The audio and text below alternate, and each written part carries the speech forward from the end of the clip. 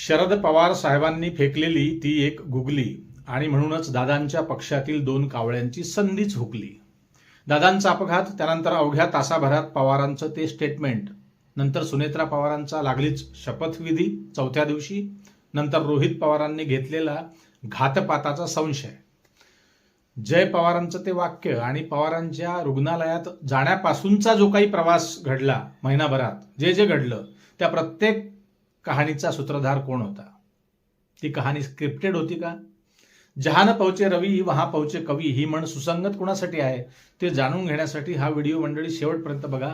आज तुम्हाला कळेल पडद्यामागचं खरं राजकारण काय असतं ते.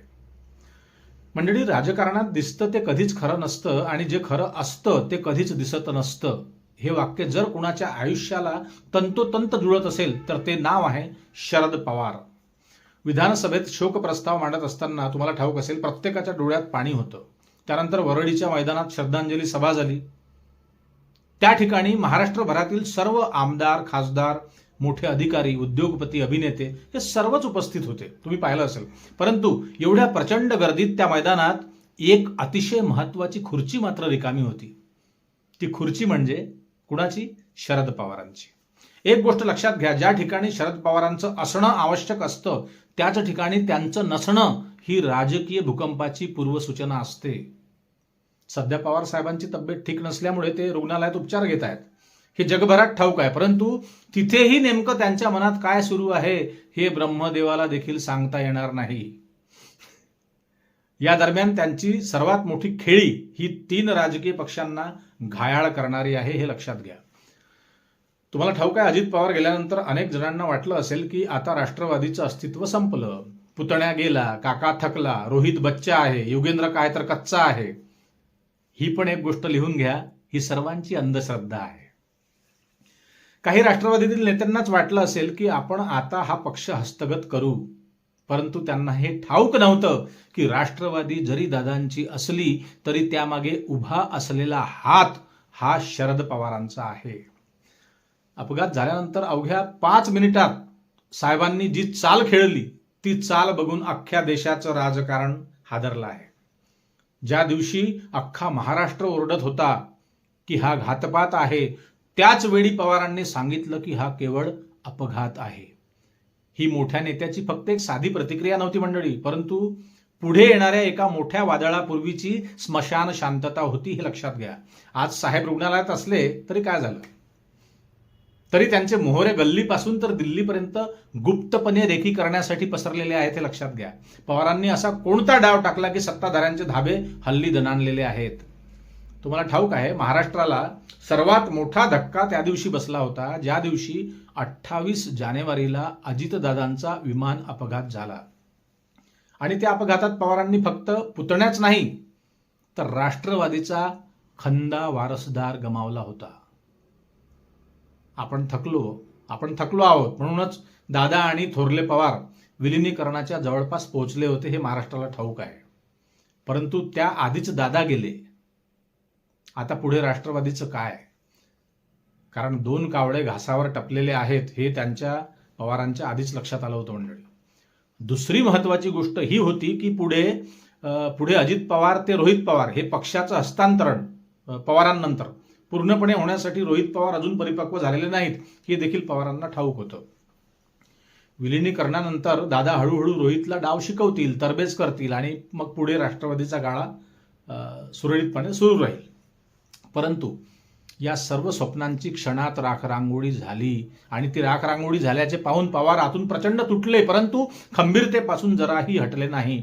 उभा महाराष्ट्र ओरडतो आहे की हा घातपात आहे, तरी देखील पवार म्हणतात हा अपघात आहे. हे ऐकून अनेक जण आश्चर्यात पडले, त्यांच्यावर टीकाही त्यावेळी झाली. दादांचा हा केवळ घातपातच आहे, यावर कुणीही राजकारण करू नये.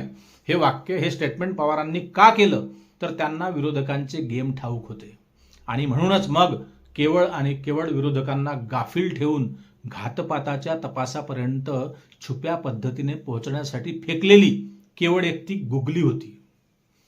ही गुगली गेली महिनाभर कुणालाही मंडळी कळली नाही महाराष्ट्रात. पवारांनी हे स्टेटमेंट केलं आणि चौथ्याच दिवशी सुनेत्रा पवारांनी उपमुख्यमंत्री पदाची शपथ घेतली. त्यानंतर हा घातपातच आहे अशी शंका घेणं रोहित पवारांनी सुरू केलं. त्यानंतर सुप्रिया सुळे दिल्लीत आणि पवार काका कुठे? रुग्णालयात.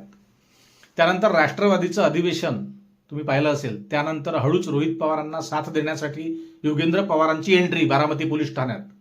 सुप्रिया सुळेंचा रोहित पवारांना पाठिंबा, जय पवारांनी केलेलं ते ट्विट, सुनेत्रा पवारांच्या साखर कारखान्यांना भेटी, अशा एकामागून एक घटना महिनाभर घडत गेल्या आणि दुसरीकडे घातपाताच्या संशयाची आग देखील महाराष्ट्रभरात पेटत गेली. परंतु गुगली मास्टर पवार साहेब मात्र यावेळी कुठेही माध्यमांवर दिसले नाही. या सर्व घडामोडी सुरू असताना साहेब कुठे?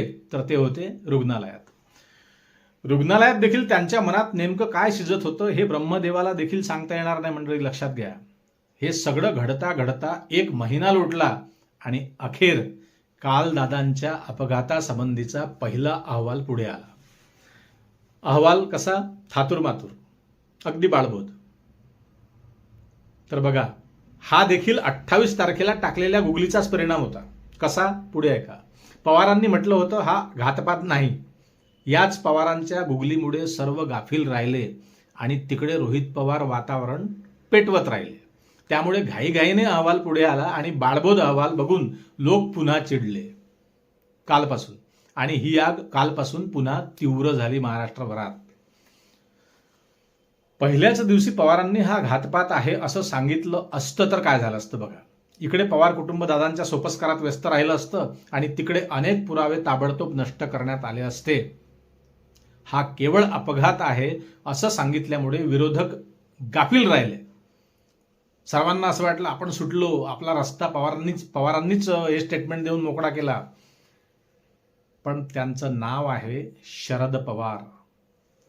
एक लक्षात घ्या, अहो 24 तास सोबत राहिलेल्या पत्नीने 60 वर्ष सोबत संसार करून देखील स्वतःच्या पत्नीला अजूनही कंप्लीट पवार कळले नाही. कंप्लीट. तर या चांडाळ चौकडीला कसे कळतील? राष्ट्रवादी पक्ष विभक्त झाल्यापासून तर पुन्हा विलिनीकरणाच्या बैठकीपर्यंत कोण कोण विघ्न संतोषी कावळे राष्ट्रवादीचा घास गिळण्यासाठी टपून बसले होते ते पवारांना आधीच कळलं होतं, हे लक्षात घ्या. आणि म्हणूनच विमान अपघात झाल्यानंतर पवार अधिक सतर्क झाले, सावध झाले आणि डोंगरा एवढ्या दुःखाची आपल्या मनाला तात्पुरती समजूत घालून दादांच्या मृत्यूच्या दिवशी फक्त तासभरातच त्यांनी ही गुगली फेकली होती. राजकारणातील अख्ख्या हयाती संपतील मित्र हो, पण पवारांचे डाव कुणालाही कळणार नाही, हे लक्षात घ्या. पवार ज्या दिशेने वार करतात ना, त्या दिशेने बसलेले ते कधीच राहत नाही. लक्षात घ्या. नेमका मार कुठे लागला आहे शरीरावर हे केव्हा कळते? सूज आल्यावर. अख्ख्या देशातच नव्हे तर जगभरात पवारांचे प्यादे आहेत. लक्षात घ्या. सिनेमापासून तर उद्योगापर्यंत सर्वांशी जुने संबंध पवारांचे आहेत. अनेकांवर त्यावेळी त्यांनी उपकार देखील करून ठेवलेले आहेत आणि त्यामुळेच त्या उपकाराची परतफेड म्हणून प्रत्येक गोष्टीची माहिती घरबसल्या पवारांना मिळते. एवढंच नाही तर भाजपात अंतर्गत काय सुरू आहे, दादांच्या गटात 4 भिंतींच्या आत काय सुरू आहे, हे सर्व दररोज पवारांना कळते. जिथे पवार उपस्थित नाही तिथली खडा ना खडा माहिती पवारांना मिळते. ती माहिती त्यांना कोण पुरवते हे एक रहस्य आहे. त्यामुळे विरोधकांना गाफील ठेवून डाव खेळणं यात त्यांचा हातखंडा आहे. त्यामुळे अजितदादांचा अपघात की घातपात याच्या मुळापर्यंत साहेब अगदी गुप्तपणे जातीलच. ही काळ्या दगडावरची पांढरी रेघ आहे, लिहून ठेवा.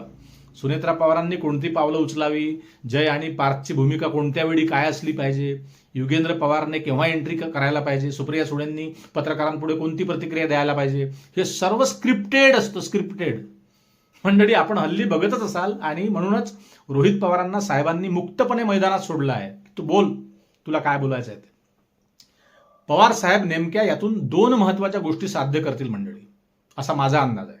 एक म्हणजे अजित पवारांच्या मृत्यूचा छडा लावण्याचा 100% प्रयत्न करतील आणि हा छडा लावण्याच्याच निमित्ताने ही सुवर्ण संधी साधून ते राष्ट्रवादीसाठी नवा दादा उभा करतील, ज्याचं नाव असेल रोहित पवार. नमस्कार.